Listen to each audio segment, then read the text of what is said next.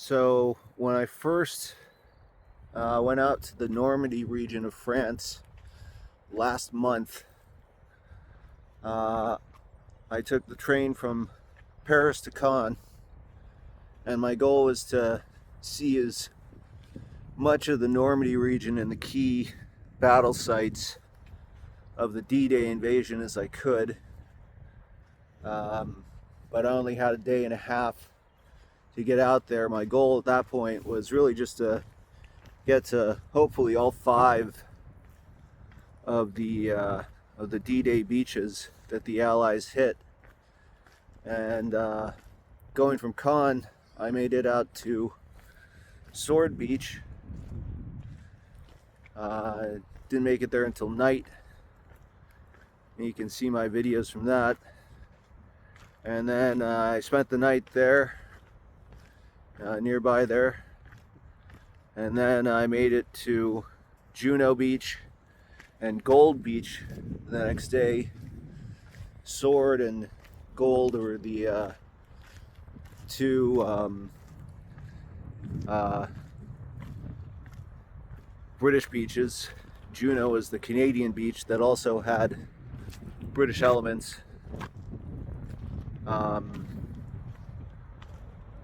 But that was as far as I could make it because I was relying on Ubers, and it turns out that pretty much all ride shares become very unreliable once you get out in that area. So I barely managed to make my way back from Gold Beach to Caen so I could catch my train back to Paris, so I could catch my flight back to America. But this time, a month later, I decided that it'd probably be a better idea if I wanted to explore this whole area to rent a car. And so that's what I did, and I've been staying mostly in the Caen area. You can refer to some of my earlier shorts that I've posted, and I'm working on getting some fuller videos up. I visited some military cemeteries out there and a couple of German radar installations, which was very cool. But today I decided to finally make the drive out to the American sector. And I did something which I never thought I would do in my life, and I drove right past Omaha Beach. But that's only because I wanted to continue all the way out here to Utah Beach. And this is Utah Beach that you're looking at right now. It's about 18:30. Sun's just starting to set. I drove past the official visitor center, museum, and monument area because I thought that I could probably find a cooler little, less traveled area to get down here, and this isn't disappointing. So Utah Beach was the westernmost beach of the 5 Allied beaches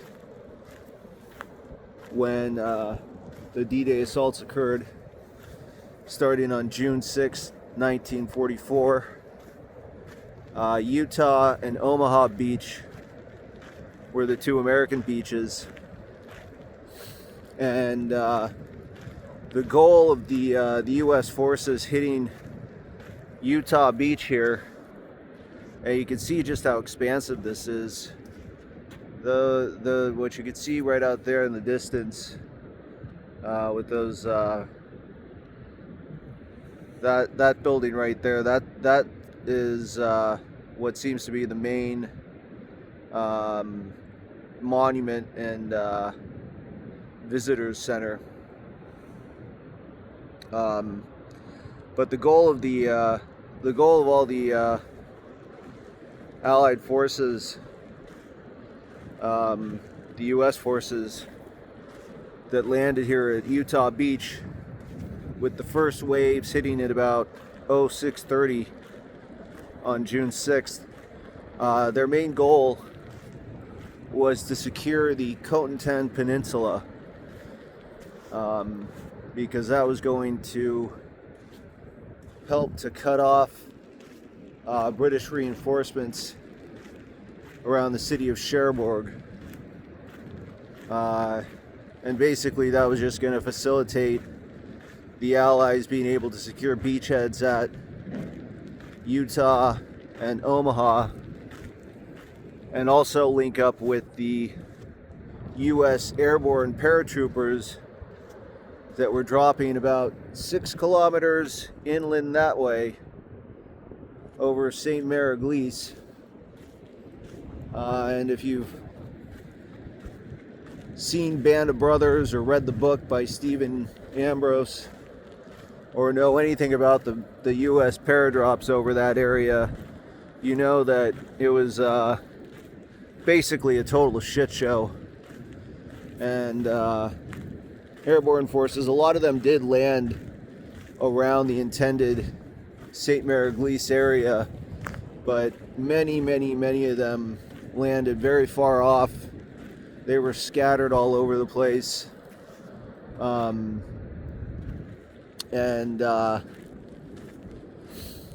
It took a lot of just ingenuity.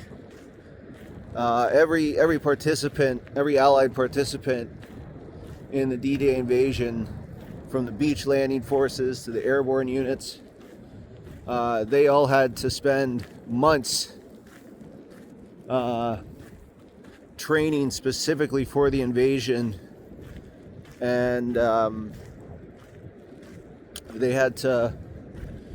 they were kind of getting drip fed what their actual goals were, because there was such a high priority, obviously, to keep everything very top secret in terms of what the actual battle plans were going to be. But nevertheless, the invading forces, all the invading Allied forces before the invasion, had to memorize the plans for their own unit, and they had to memorize the plans for every other Allied unit participating in the invasion, and they also had to study extensively all the aerial reconnaissance photography, and all the other research that Allied military planners had done. So every single soldier participating in the invasion knew all the area, all the terrain, all the geography, and this helped with the scattered US Airborne paratroopers that dropped around Sainte-Mère-Église to be able to link up and form ad hoc units and still be combat effective despite taking some pretty significant casualties, and obviously having most of their initial battle plans go to hell with the scattered drops. Utah Beach here, by contrast, was actually secured pretty quickly and easily with relatively minimal casualties.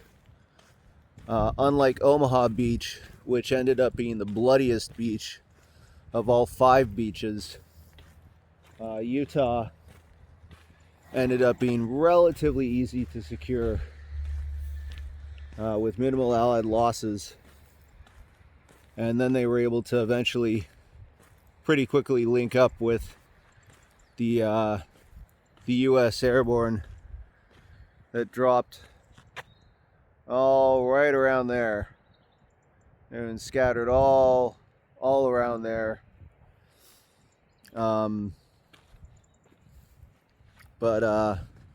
Yeah, Utah Beach here.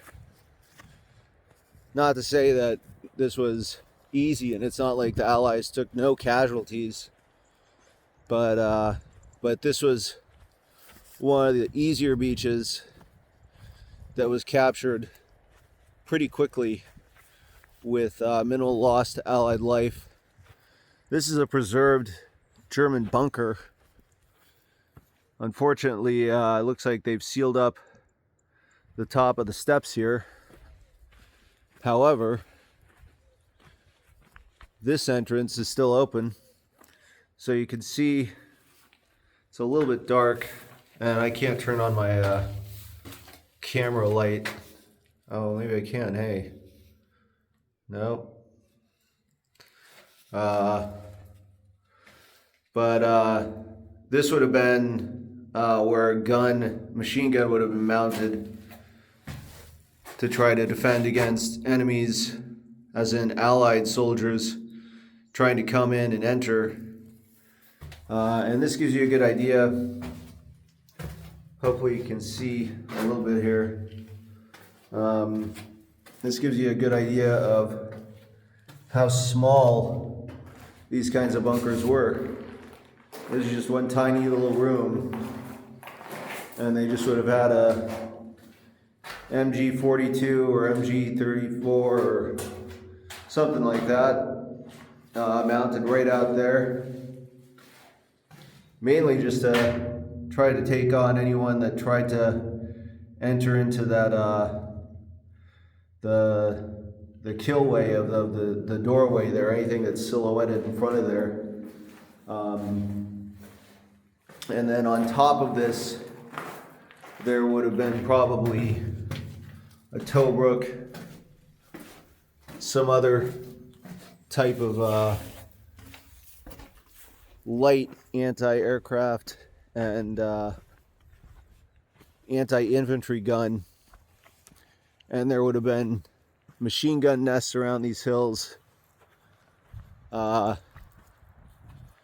and some snipers as well. Part of the reason why the Allies had good success here at Utah is that Utah is so far to the west, and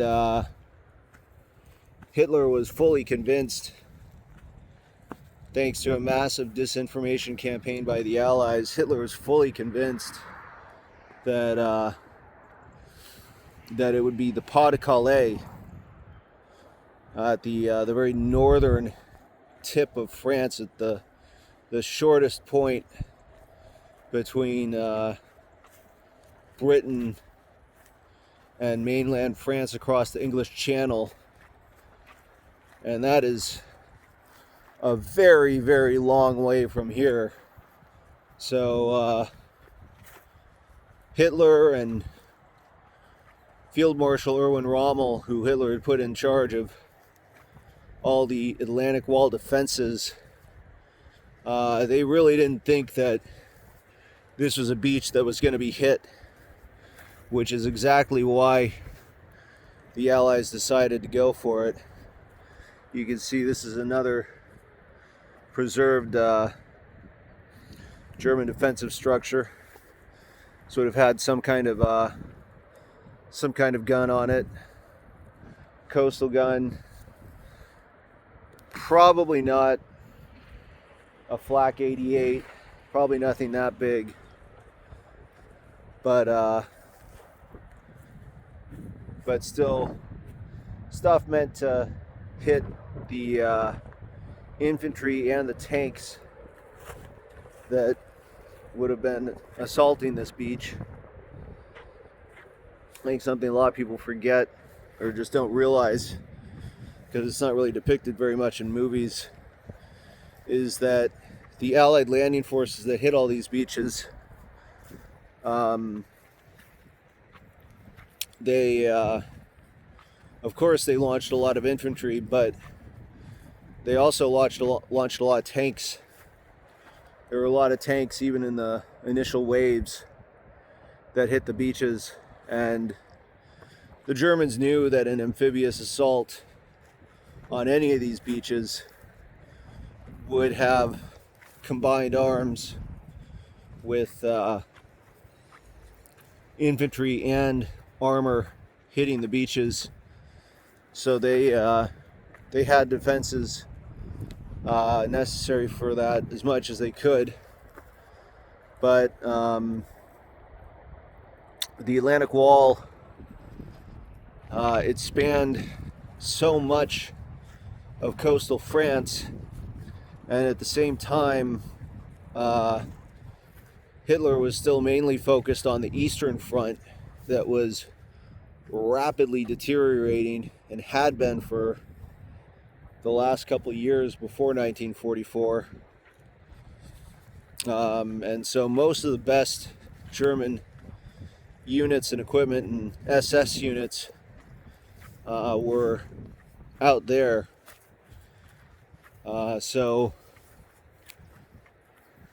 the defenses on these beaches,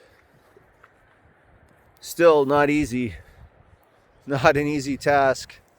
Any kind of assault with conventional warfare is going to heavily favor defenders, and that's even more true for amphibious assaults. You can see some more preserved bunkers here. And as I've talked about in my other videos that I posted from Sword, Juno, and Gold, another big myth perpetuated by Hollywood and by video games is that there were massive bunker complexes set up by the Germans right along these beaches, and that's just not the case. That's just not true. They had a lot of coastal defenses, as you can see with some of these preserved bunkers and gun battery foundations, but they did not have any massive bunker complexes like you see in movies, even in like Saving Private Ryan and stuff like that. The fact of the matter was that it just wasn't very prudent, and Germany was already running very low on every single supply and resource, and they utilized a lot of slave labor. They utilized a lot of slave labor to make most of their war machine. After the defeat in Stalingrad at the end of 1942, the beginning of 1943 in Russia, that's when finally Germany switched to a total war economy. And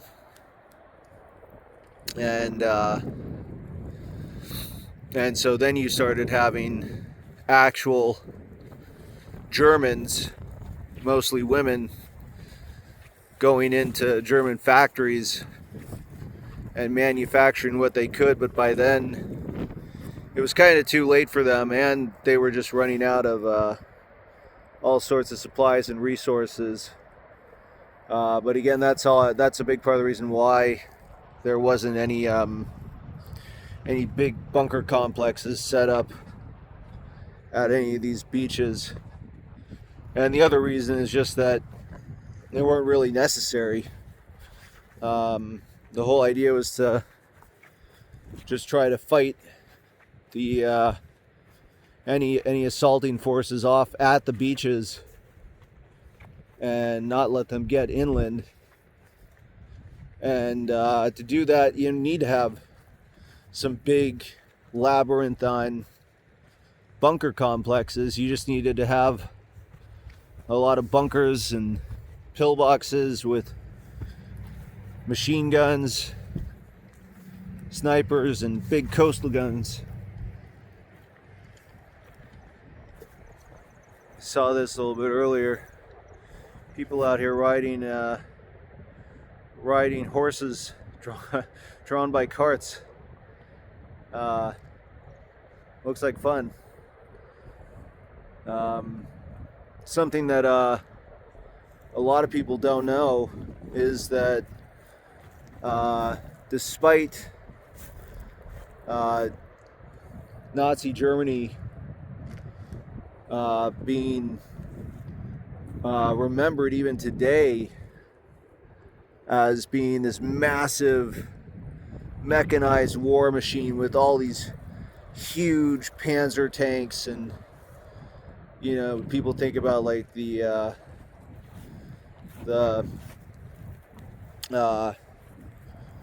German motorcycles with the sidecars and the half tracks, and all the Luftwaffe aircraft, you know, the Bf-109s, the Ju-88s, Stuka dive bombers. But the fact of the matter was that even at the outset of World War II, out of all the major global powers with the major militaries at the time, Germany, Nazi Germany, was the only major power that was still primarily equestrian based, as in they mostly used horses,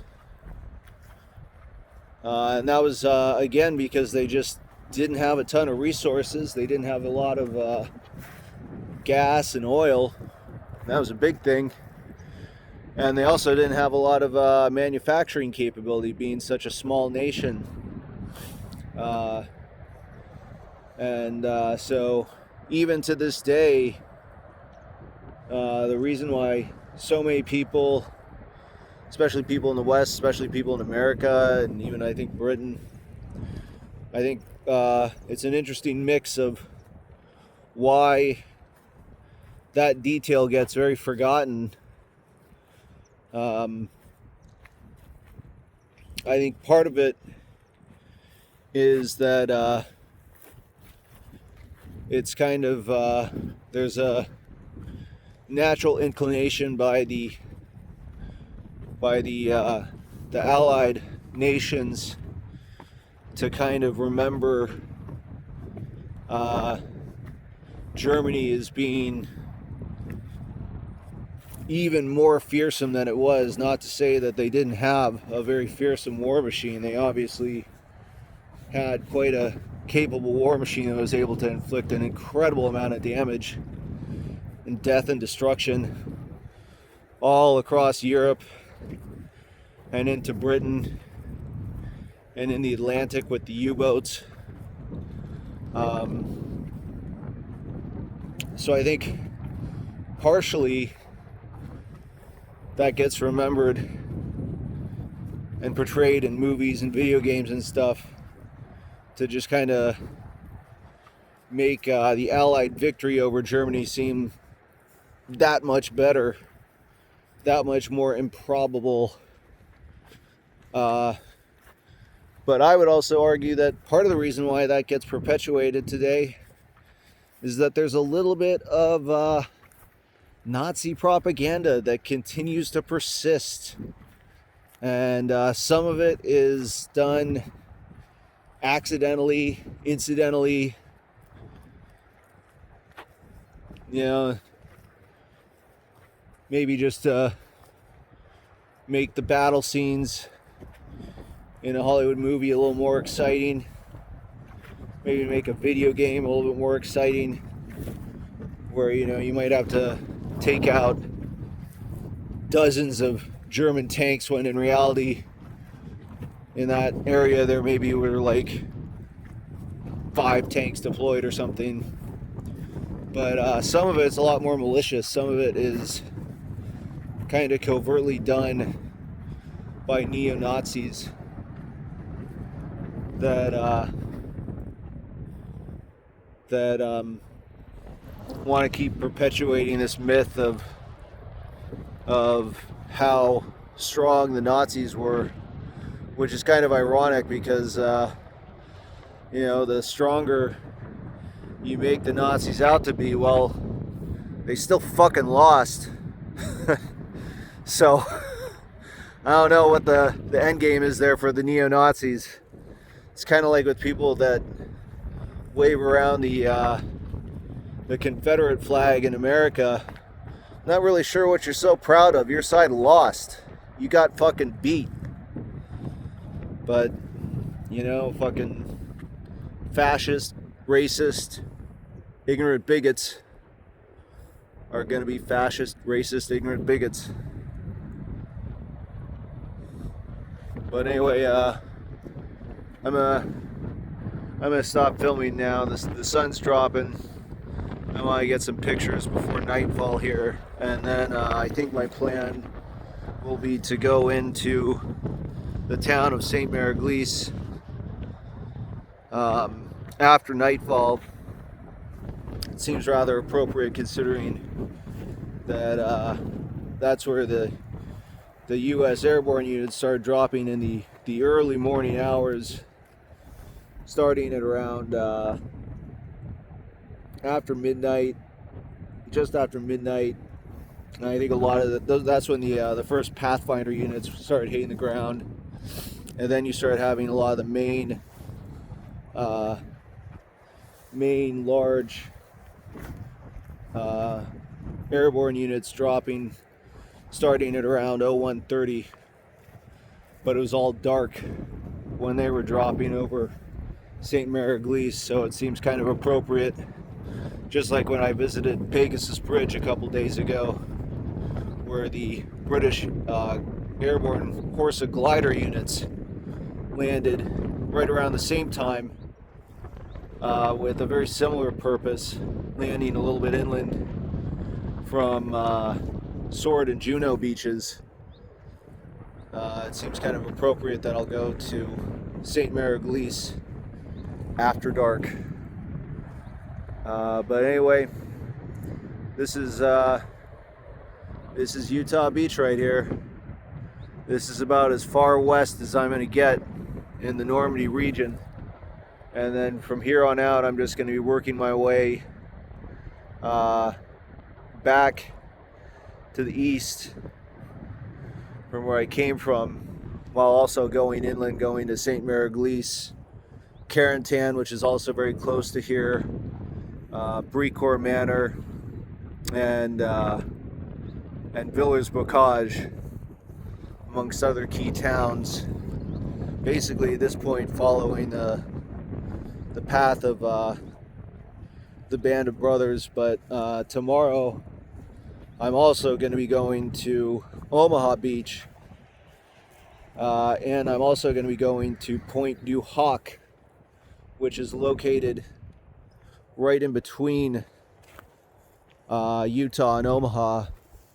Pointe du Hoc was the site where the first ever US Ranger Battalion assaulted sheer cliffs in an attempt to take out what were believed to be some massive coastal guns that would have posed a significant threat to assaulting forces hitting Omaha and Utah. And I'll talk about that when I cover Pointe du Hoc. But what ended up happening was the Germans were able to fool Allied aerial reconnaissance photography, and the guns actually got moved, and later the guns were located at an area a little further inland called Grand Camp Maisie, which I'm also going to try to visit. And it was a different unit, not the Rangers that ended up taking out those guns, but to give you an idea of just how shocked and overwhelmed the German defenders were by the initial D-Day invasions. Those guns, even though they'd been moved inland to avoid the naval bombardments, by the time U.S. forces found them, they'd already been abandoned. They weren't even being used. The Germans had just left them there as they retreated as fast as they could from the assaulting Allied forces, hitting all 5 of the beaches. But anyway, that is Utah Beach from a lesser known visitor entry point. And now I'm going to get back in my car right over there, and I'm going to drive back down that road and check out the official monument and the visitor center and the museum, which is closed. I'm traveling here during the off season, and eventually I'm going to come back here and do some of the official tours. But for now, I'm just doing it myself. So there you go, Utah Beach. Hope you enjoyed.